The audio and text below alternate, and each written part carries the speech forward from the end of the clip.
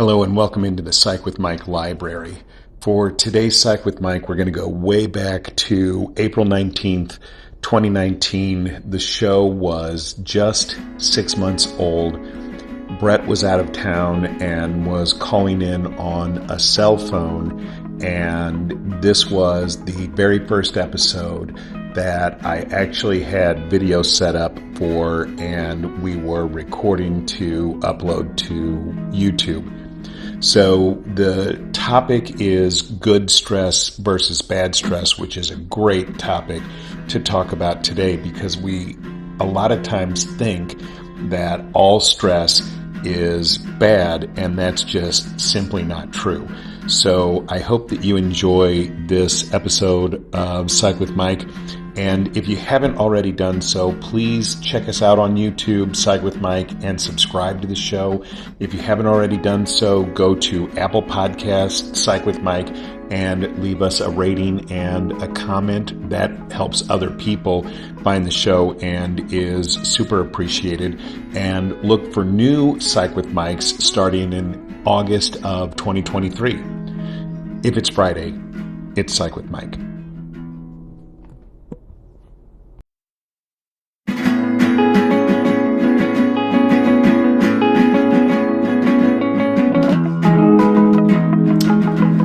Welcome into the Psych with Mike library. This is Dr. Michael Mahan, and you can probably tell, or maybe you can't tell, that Mr. Brett Newcomb is not in his regular chair, but he is with us. Good morning. How are you, Mr. Brett? I'm doing very well, thank you. So you are, as they say, on assignment? Yes, I'm in Miami at a medical convention with Dr. Kathy Maupin, and we're trying to sell our books that we've just published. Oh, in Miami. So is it an absolute paradise? It is absolutely paradise. We are at the Trump Doral, which is an incredible golf resort. Lots of people here golfing. I'm not, but we're going to the conferences and listening to the speakers and meeting them and talking to them. Wow. And Kathy's given one of the presentations. So I'm just a witness to history.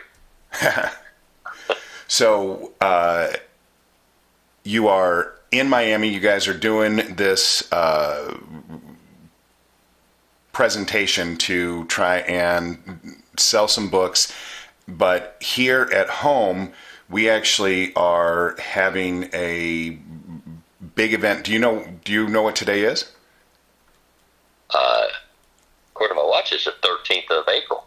Okay, so we are recording this on the 13th of April, but in real time. But for podcast purposes, this is our 26th episode. Oh, I didn't know that. Yep, which means that we have been on for exactly half a year. All right. So, did you get to show anything? No, I did not. So, I did. Oh, all right, what'd you get? In honor of the 26th episode, so half a year, I am now ready to launch the YouTube site. So we're now not only going to be a podcast, but we are also going to be up on YouTube. And as in combination with that, I now have video set up in the Psych with Mike library. So not only are we going to have audio for the show, but we're going to have video. So those of you who normally listen to the show as a podcast, you can still do that. We're still going to be up in the same place, psychwithmike.com. But if you want to see us actually doing the show, you can go to YouTube and look up Psych with Mike, and we will be also available there. So you don't think that'll be too stressful to maintain both of those all by yourself? Oh, you can't even imagine how much time that I have invested in this show and trying to learn. Yes, I can, because I know you.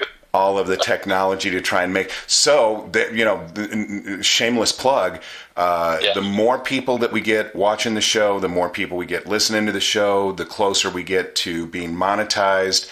And my hope is that eventually we could get this thing to a place where I could hire some staff, because I could definitely use some help. Yeah. So that is really exciting. We are growing, and I've said for a lot of years that you need help. Yes, I know. Yeah. And Oh, well, and you would think that if you were really a good friend, that you would provide me with help. or if I was a good therapist, I'd be able to help you out. But of course, you can't do therapy with your friends. Either way, either Yeah. way. So that is exciting. We are growing as a show, and we are excited about that.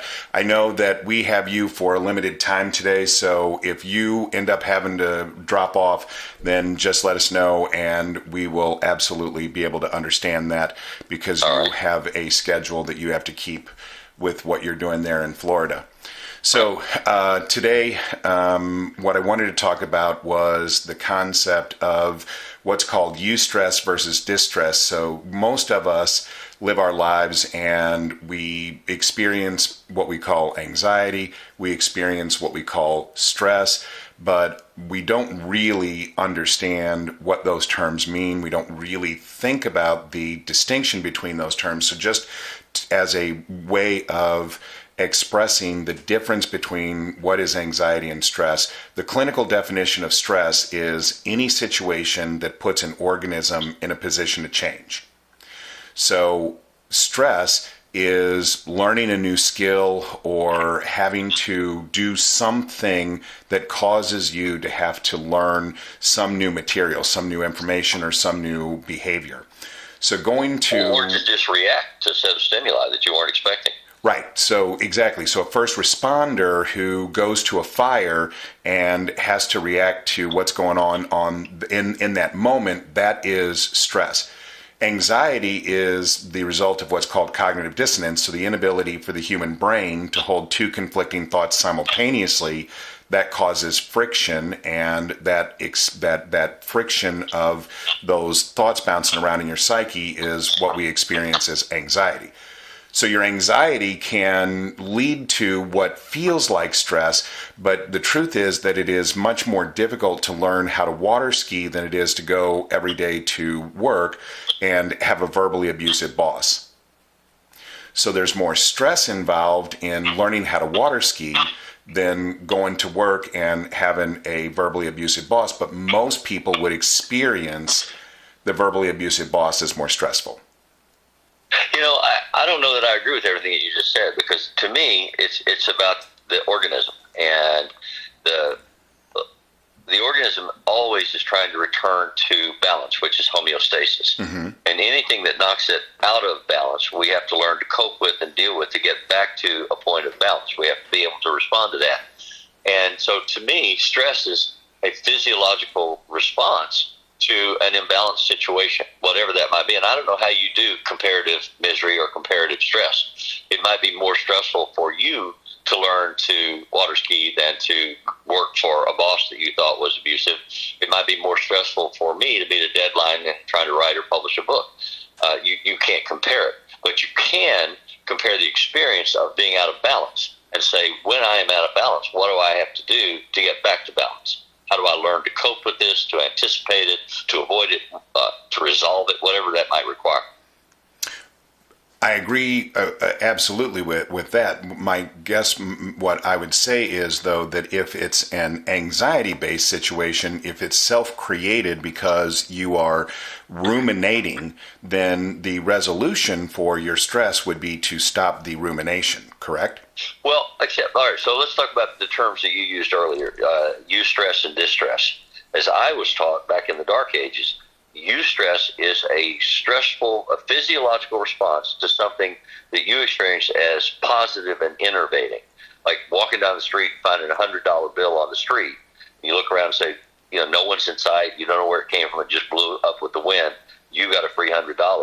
That makes your physiological response occur. Distress, which is the opposite, is when something negative, horrifying, terrifying, frightening, upsetting, distressing occurs. Like you step off the street to cross the sidewalk to cross the street, and a car almost runs you down, and you respond, get out of the way, but you also have that physiological surge. The body doesn't know the difference. The physiology is exactly the same. So then you have to interpret what just happened. So I hear ducks.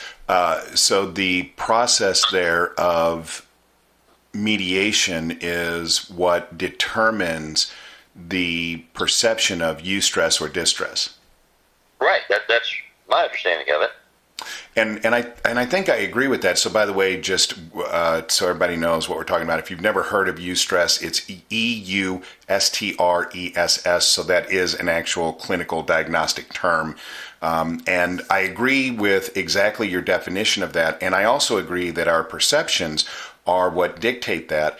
But So to me, the perception part is the part that helps you manage the anxiety and helps you make a plan for dealing with a predictable situation that's going to be stressful, like working with an abusive boss or going home and knowing that you and your wife are going to have an intense discussion about something.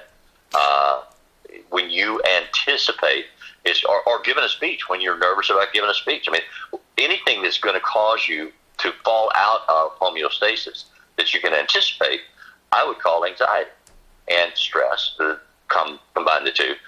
And so the challenge is, how can I regulate my physiology? Would deep breathing help me if I'm upset or if I'm anticipating an upsetting situation? Will that help me be able to get through it better? If I plan a strategy, 5 or 6 questions or statements that I might say to my wife if we're going to have a difficult discussion that I know are appropriate to the discussion and might be helpful, can I anticipate that? Will that calm me down? I mean, just what kind of management skills can I acquire or develop to resolve the stress? But if you have a process of rumination where you're going to work with the verbally abusive boss and you engage in a process where you actively, even if it's unconsciously, say to yourself, this is horrible, this is terrible, I can't stand it, this is never going to change, my life sucks, I can't, then that is rumination, which is what I would call anxiety. And you could do some deep breathing in the midst of that experience to try and reduce the levels of negative biological reactions in your body. But unless you discontinue the rumination process, you're not actually going to discontinue the stress. Right. So we use a skill called thought stopping, and we teach people how to stop those ruminations that are intrusive and in and of themselves cause stress and anxiety and knock you out of balance.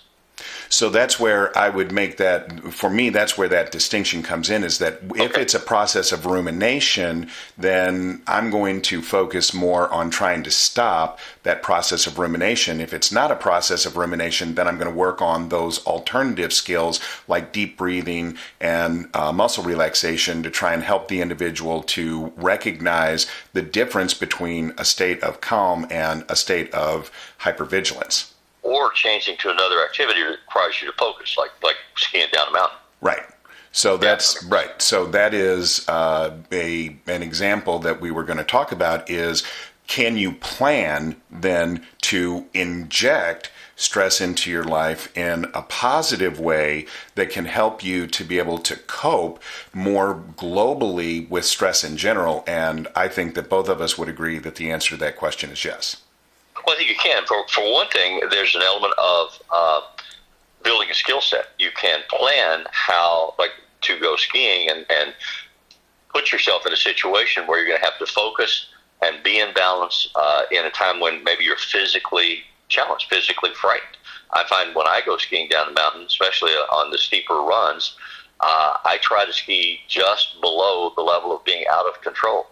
And so sometimes I'm miscalculated. I am a little out of control, and that's very frightening for me, and I have physiological reactions to it.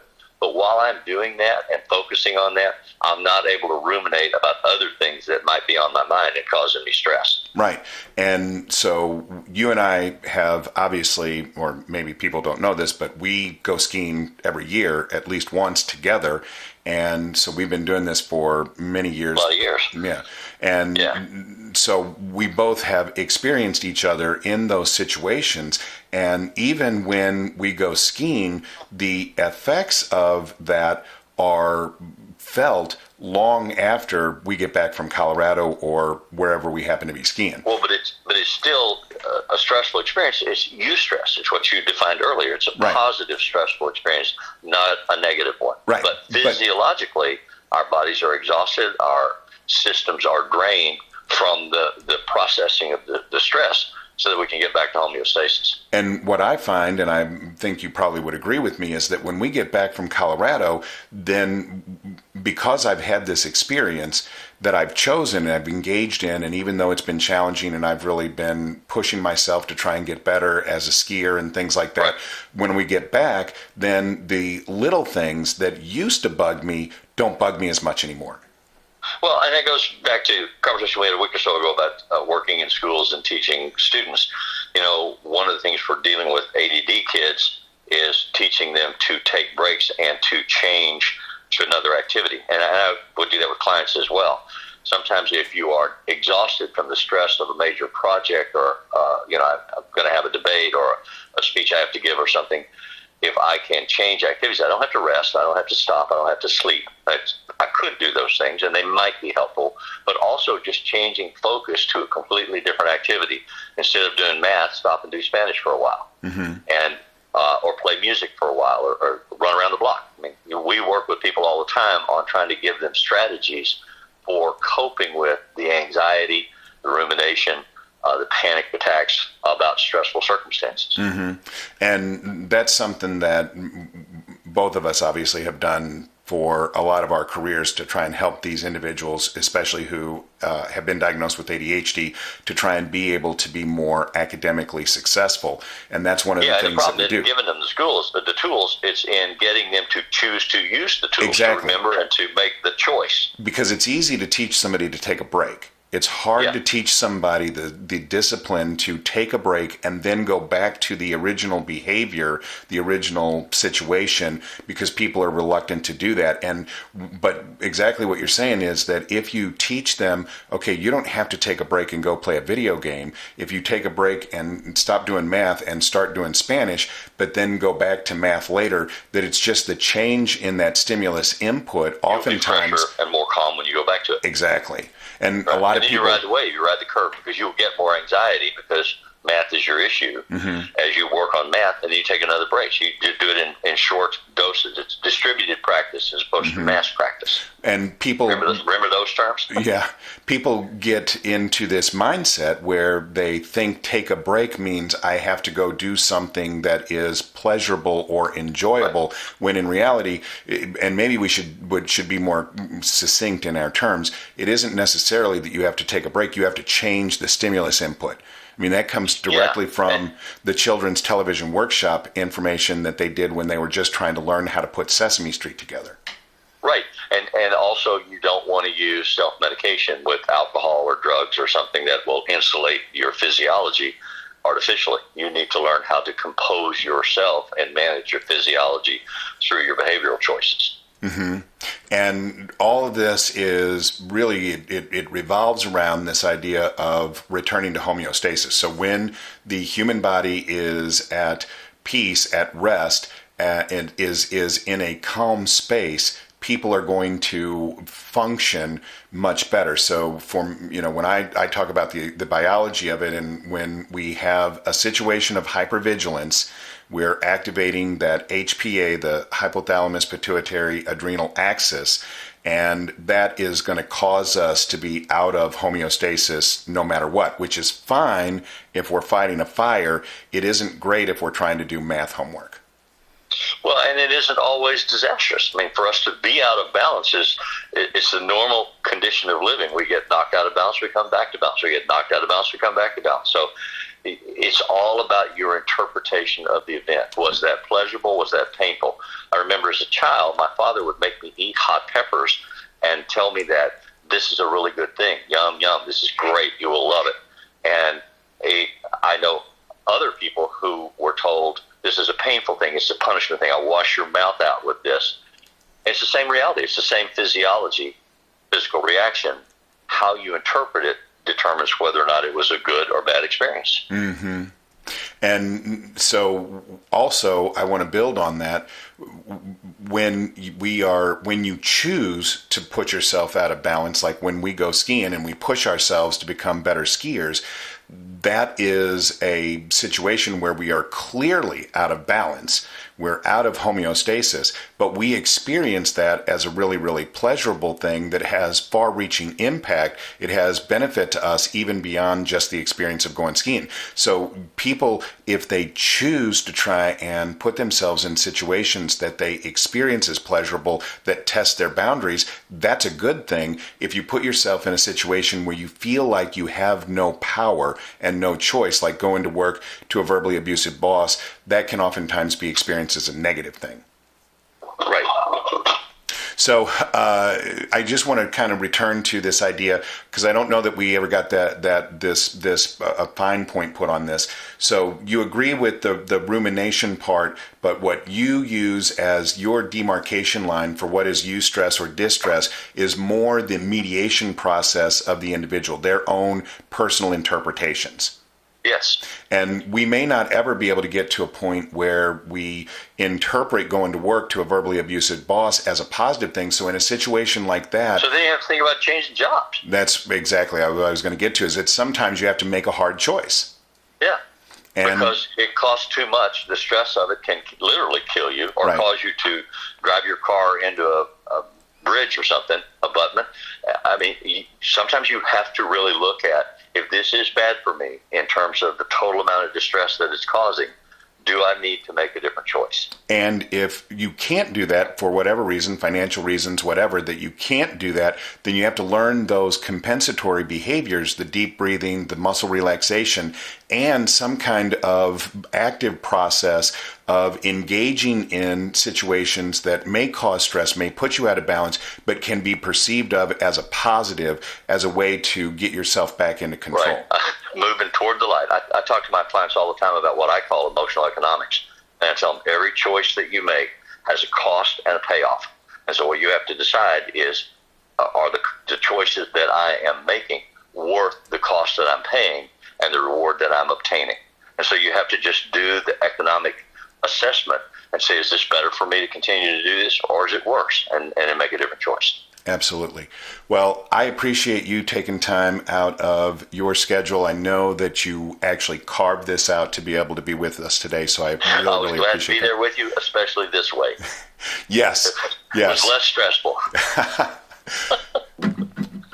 As always, if you guys have any questions or comments, please give us feedback. You can get us at psychwithmike.com. All of the music that appears in Psych with Mike is written and performed by Mr. Benjamin DeClue, and I always appreciate his efforts for the show.